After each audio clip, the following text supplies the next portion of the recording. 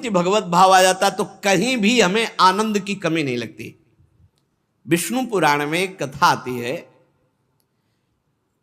हिरण्यकश्यपु बहुत से उपाय करके हार गया तो संडामर्क को बुलाया। ये प्रहलाद जी को शिक्षा देते थे और कहा कि तुम वैदिक मंत्रों के ज्ञाता हो, तुम दिव्य शक्ति संपन्न हो, तुम भयानक कृत्या उत्पन्न करो और कृत्या से मारो प्रहलाद को। अब प्रहलाद की रक्षा भगवान कर रहे थे। पहले तो भयानक मंत्रों से अभिषिक्त करके शूल संडामर्क ने प्रहलाद जी को ऊपर प्रहार किया। वो शूल भगवान का एक स्वभाव है, शरणागत भक्त के कहीं भी किसी भी तरह के कष्ट को वो अपने ऊपर सीधे लेते हैं। ये भगवान का एक स्वभाव। जब रावण ने क्रोधित होकर के बहुत ही विषम ऐसी शक्ति संधान करके शूल मारा कि विभीषण निश्चित पधार जाते, तो तुरंत विभीषण पाछे मेला सन्मुख राम सहयो सोई, पूरी अपनी छाती पर वो वार सहा भगवान ने। तो देखा प्रहलाद जी ने कि भगवान श्री हरि सामने, और शूल भगवान श्री हरि के अंग का भेदन तो कर ही नहीं सकता, नष्ट हो गया। और ये किसी ने नहीं देखा, ये केवल प्रहलाद जी ने देखा कि भगवान श्री हरि सामने, कहीं खरोच भी नहीं आई।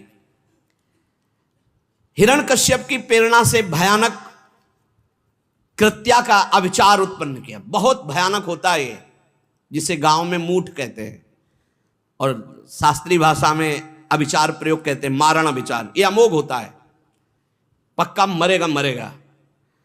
अगर वो नहीं मरा तो तीन में कोई ना कोई मरेगा, या तो जिसके ऊपर भेजा गया वो मरे, या अगर वहां कोई पावर हुआ और उसने वापस किया तो जिन्होंने पैदा किया मंत्रवेत्ता वो मरेंगे, ब्रह्म ऋषि, और या फिर जिसने करवाया है। तीन में एक मरेगा, पक्का मरेगा। अगर वो अविचार का प्रयोग हो गया तो बचेगा नहीं। ये शास्त्रीय सिद्धांत है। अब जो ही अविचार का प्रयोग, मारण का प्रयोग प्रहलाद जी के ऊपर मंत्रों का कृत्या का किया गया, तो वहां तो भगवान श्री हरि सामने खड़े, प्रहलाद जी के सामने ही रहते थे। वही तो जिसको आंख मिल गई वही देख पाता है भगवान को। अब वो तुरंत कृत्या वापस हुई और उसने जाके संडामर्क जी को वही उठा के पटक दिया और नष्ट कर दिया, मार दिया। संडामर्क जी का मरण पूरा फैल गया कि कृत्या ने संडामर्क को मार डाला। अब वो पुरोहित पुत्र हैं, गुरु स्वरूप हैं। प्रहलाद जी नजदीक गए और उनके चरणों के पास बैठकर चरण सहलाते हुए कहा, हे हरि, मैंने संपूर्ण सृष्टि में आपको देखा है, अगर आपके सिवा मैंने और किसी को नहीं देखा तो इस मेरी दृष्टि के प्रभाव से मेरे गुरुदेव के पुत्र जीवित हो जाए। संडामर्क जी तत्काल उठकर बैठ गए। प्रहलाद जी भगवान के सिवा किसी को नहीं देखा और सब में भगवान को देखा। वही कह रहे, भगवान के सिवा किसी को नहीं देखा तो इस सिद्ध सत्य के प्रभाव से ये जीवित हो जाते। उसी समय संडामर्क जी जीवित हो गए।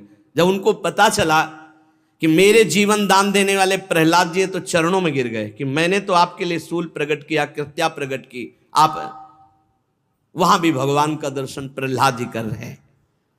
सांप से डसवाए गए, हाथी के पैरों से कुचलाए गए, शस्त्रों से मारा गया, पर प्रहलाद जी को कभी भी कोई चोट नहीं लगी, खरोच नहीं लगी। क्यों? क्योंकि सब में श्री हरि को देख रहे थे, सब में भगवान को देख रहे थे। क्रूर से क्रूर व्यक्ति में भी भगवान शांत स्वरूप बैठे हुए हैं। भक्त संत जो वासुदेवा सर्वमित समात्मा सुदुर्लभा, वो सब में श्री भगवान को देखता है।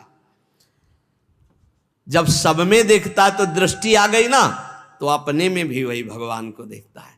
अब ना मैं रह गया ना तू रह गया, वो भगवान। ये बहुत दिव्य स्थिति, ये बिना आए काम बनेगा नहीं। कोई भी हो, सबके हृदय में इसी स्थिति के आगे प्रेम प्रवाह होता है।